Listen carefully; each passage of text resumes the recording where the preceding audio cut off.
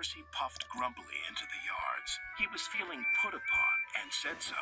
I feel put upon, he complained to Thomas. Thomas was confused. Put upon what? The rails? No, put upon with work. Driver says he is too. Put upon? What a silly saying, replied Thomas. But Annie and Clarabel liked it, and they sang about it too. Percy's been put upon, put upon, put upon. Percy's been put upon, poor old Percy. Percy is being put upon. I am. He collected metal from the foundry, coal from the yards, flour from the mills, rock from the quarries, and fuel from the depot. Then he delivered it all to the docks.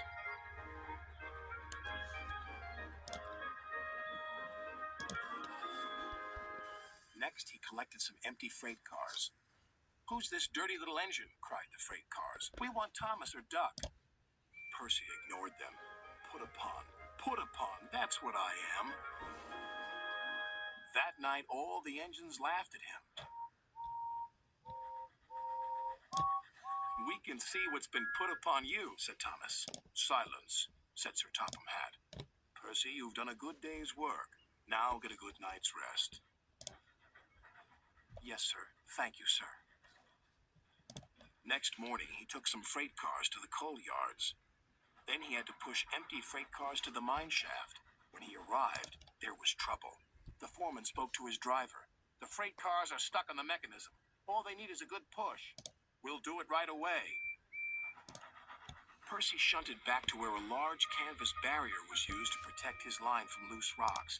Percy charged at the line of freight cars too fast and too hard. Oh no, gasped Percy. The freight cars broke free, but ran out of control to the mines below.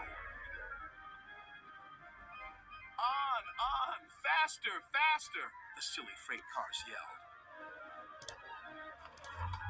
Then there was trouble again.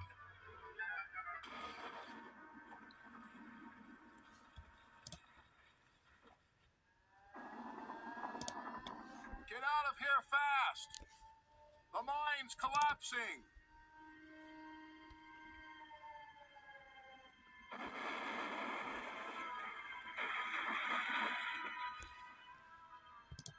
We'll just have to make a run for it, Percy, called his driver. There's going to be an avalanche, wailed Percy. And he was right. Worse still, the track he was on began to crumble. Oh, help! Wailed Percy. Then he remembered something he had seen earlier. There's a canvas barrier by the track. That might save us. They were just in time.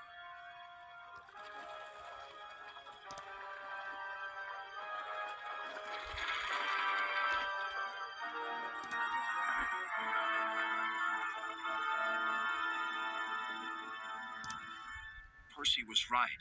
The canvas did indeed save them, but the miners didn't know that. The avalanche has buried an engine and its crew, shouted the foreman. We must help them. When Percy had been rescued, Sir Topham Hatt spoke to his driver and fireman, then to Percy. Driver told me how brave you were, Percy. As a reward, you will be repainted at the works. Oh, thank you, sir. When he returned, Percy's coat glistened in the sun. I'm sorry we teased you, Percy, said Thomas. You were certainly put upon by that avalanche. Yes, indeed. But just look at my new coat of paint. Now, I don't mind that being put upon.